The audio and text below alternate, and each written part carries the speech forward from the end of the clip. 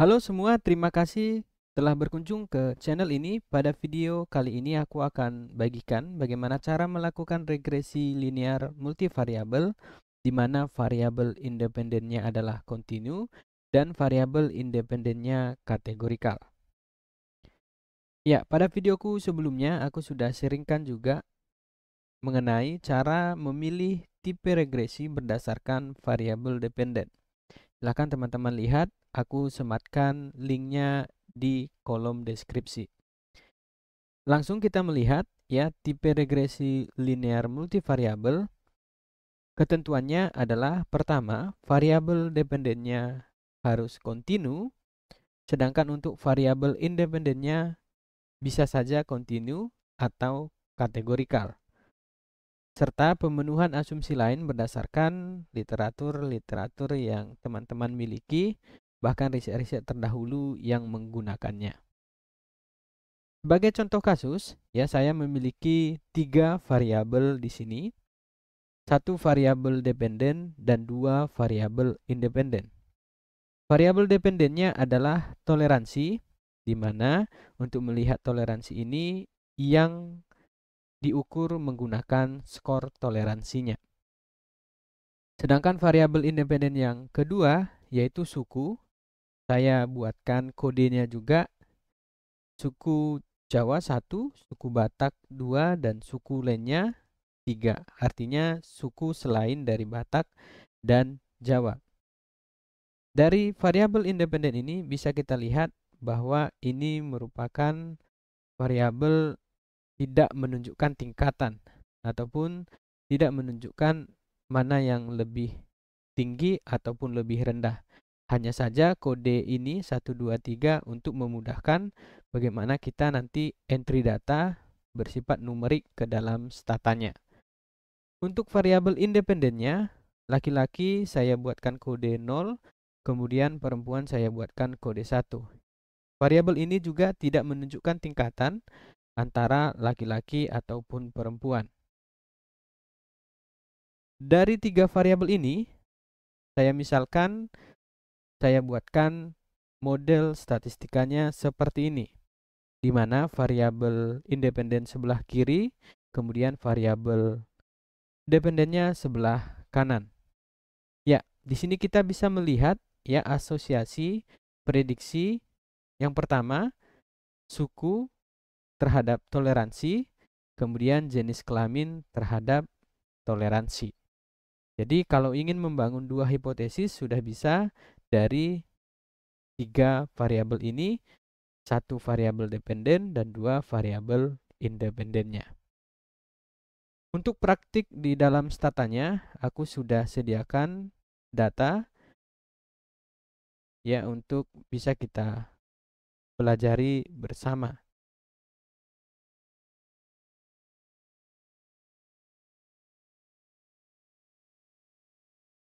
Oke, di sini sudah aku sediakan satu set data sebagai contoh saja. Jadi ini bukan riset ya, hanya sebagai contoh di mana teman-teman bisa menggunakan data yang kalian miliki sebagai uji regresinya. Untuk melihat datanya silahkan di komen ketikkan edit ya, maka akan muncul data editor seperti ini. 3 variabel yang saya maksudkan tadi adalah skor toleransi, kemudian ada jenis kelamin, kemudian ada suku. Nah, perbedaannya adalah toleransi dia bersifat numerik, ya langsung numerik, sedangkan suku dia bersifat kategorikal tetapi di dalamnya ada pemberian kode. Jadi kalau teman-teman ingin melihat kode dari suku dan jenis kelamin, silahkan di menu ini ya, view, kemudian hilangkan show all value labelnya. Maka akan dimunculkan ya JK-nya 0 dan 1, sedangkan sukunya kode 1, 2, 3. Kita kembalikan ya. Setelahnya kita lakukan uji regresi di stata. Bisa menggunakan 2 cara. Pertama melalui komen ini. Cara yang kedua bisa menggunakan by menu. Jika teman-teman menggunakan by menu, silahkan pilih statistik, kemudian pilih linear model and related. Ya, silahkan pilih linear regression. Ya, dependent variabelnya silahkan dipilih. Kita buatkan toleransi. Kemudian independent variabelnya silahkan klik terlebih dahulu titik 3 ini. Kemudian akan muncul jendela seperti ini. Kita pilih untuk variabel pertama adalah jenis kelamin JK, kemudian add var list, ya. Kemudian selanjutnya variabel suku add to var list. Ya, apa bedanya ketika kita langsung menggunakan add to var list ini? Dia dikenali sebagai variabel kategorikal. Kalau seandainya teman-teman memiliki variabel yang non kategorikal, maka centang yang bagian C ini. Ya.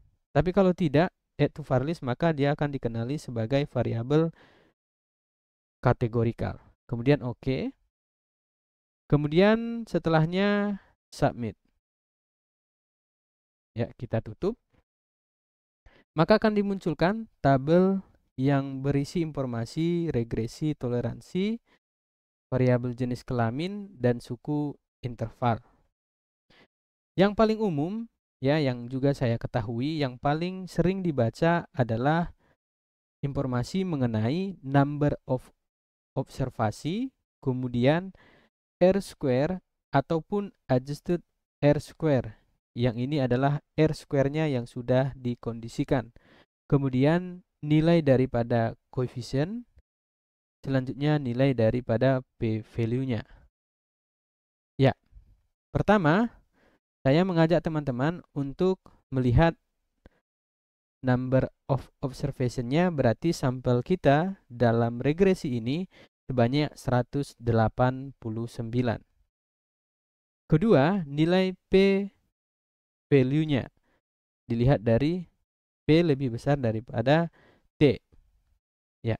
Untuk perempuan sebesar 0,382, kemudian untuk suku Batak dia 0,144, kemudian suku lainnya 0,646.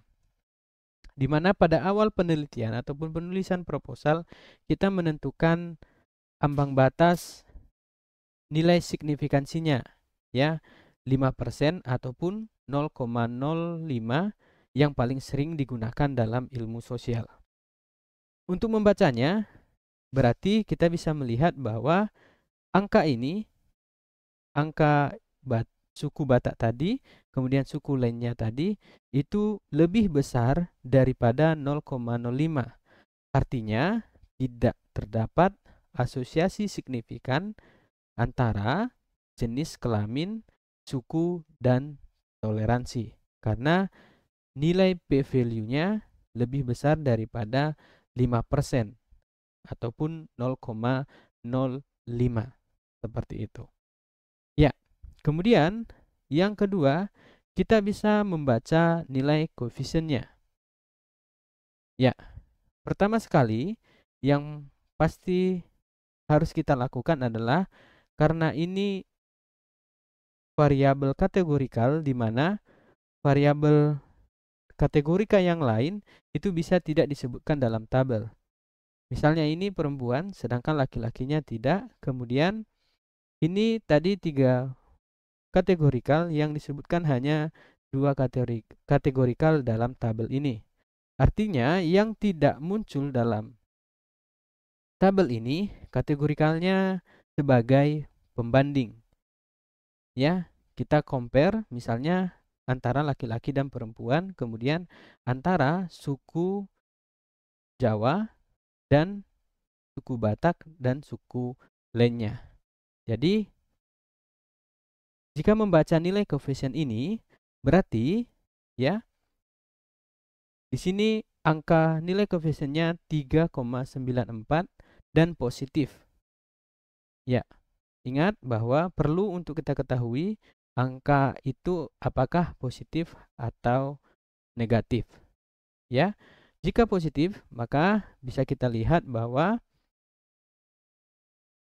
perempuan memiliki skor lebih tinggi dibandingkan skor toleransi lebih tinggi dibandingkan laki-laki sebesar 3,94 poin. Ya, kalau kita ingin lanjutkan, tetapi secara statistik tidak berasosiasi signifikan pada level 5%. Oke, berarti ada komparasi antara perempuan dan laki-laki. Ya, yang ini hanya dua kategorikal, perempuan dan laki-laki, sedangkan yang di bawah ada 3. Ya, berarti sebagai pembanding di sini adalah suku Batak. Ya, di sini nilai suku Batak untuk koefisiennya adalah minus 7,47. Ya, kita baca, berarti dibandingkan suku Jawa, ya, suku Batak memiliki skor toleransi lebih rendah sebesar 7,47. Jadi yang means ini kita baca adalah lebih rendah ataupun lebih turun ya, dalam konteks bahasa yang paling cocok digunakan ketika konteks variabel independennya. Seperti itu. Jadi bisa dikatakan sekali lagi bahwa suku Batak memiliki skor toleransi lebih rendah sebesar minnya tidak dibaca lagi, tetapi sebesar 7,47, tetapi itu secara statistik tidak berasosiasi secara signifikan. Ya, kemudian untuk suku lainnya angkanya adalah 2,66, ya, 2,66, dan ini positif.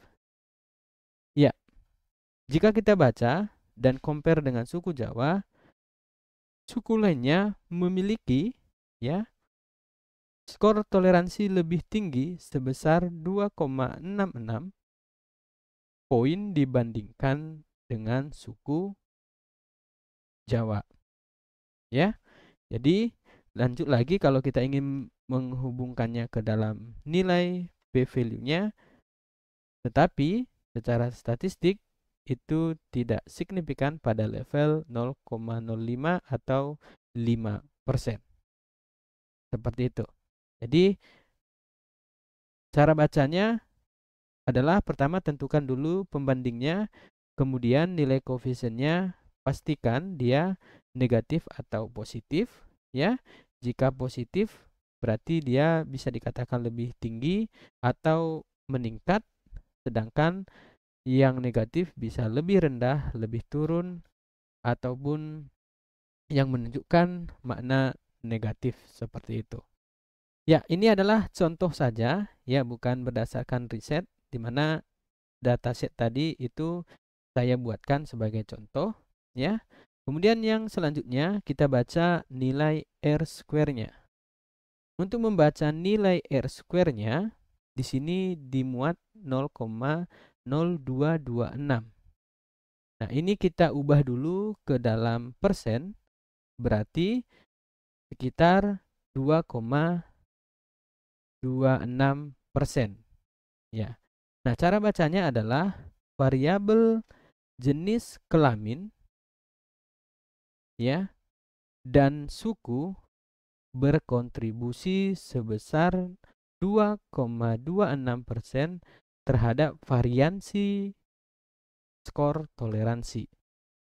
Ya, jadi si jenis kelamin ini dan suku hanya menjelaskan 2,26 variansi toleransi. Berarti sisanya tidak dijelaskan ataupun tidak dimuat dalam variabel ini atau dijelaskan oleh faktor variabel yang ada dalam model ini. Ya, seperti itu cara bacanya untuk 4 poinnya. Tadi saya sampaikan sampelnya, kemudian R square-nya, kemudian nilai p-value-nya, kemudian koefisiennya. Teman-teman juga bisa membuat ini hasilnya dalam bentuk grafik ya, ataupun dalam bentuk scatter plot. Yang pertama dilakukan adalah silahkan teman-teman ketikkan margins dalam komen, kemudian enter, maka akan dimunculkan margin seperti ini ya. Kemudian silahkan ketikkan ulang margins dari satu variabel. Dilanjutkan variabel misalnya jenis kelamin. Ya, maka tabelnya akan dimunculkan marginnya untuk laki-laki 127, sekian, perempuan 131, sekian, sama nilai B value-nya, kemudian confidence intervalnya. Kemudian untuk menampilkan grafiknya, kalian bisa ketikkan margin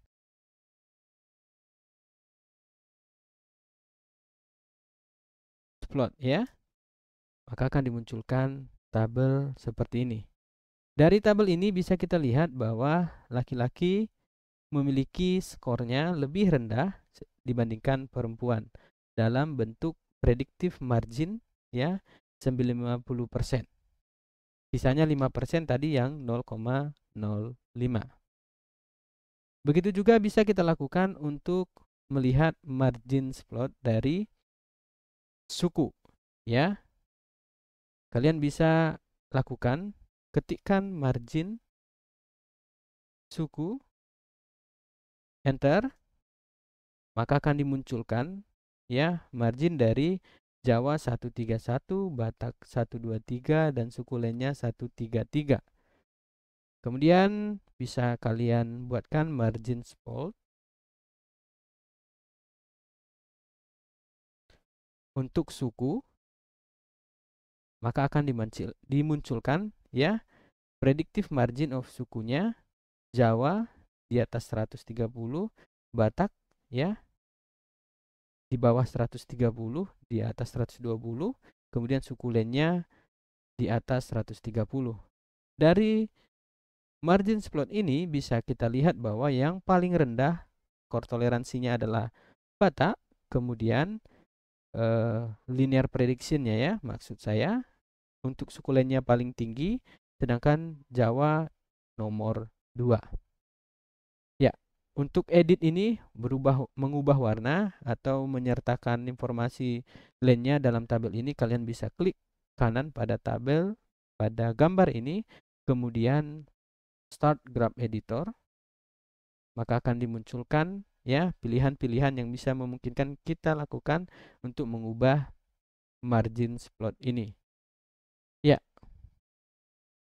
begitu caranya teman-teman dari menentukan ya variabel, kemudian metode dalam statanya, membacanya, serta menampilkan marginnya ke dalam bentuk margin plot.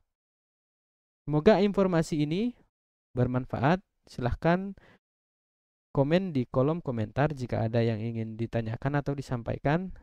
Jika ada saran teman-teman, silahkan disampaikan juga. Sampai jumpa pada video berikutnya. Jangan lupa dukung channel ini dengan subscribe, like, dan share. Terima kasih.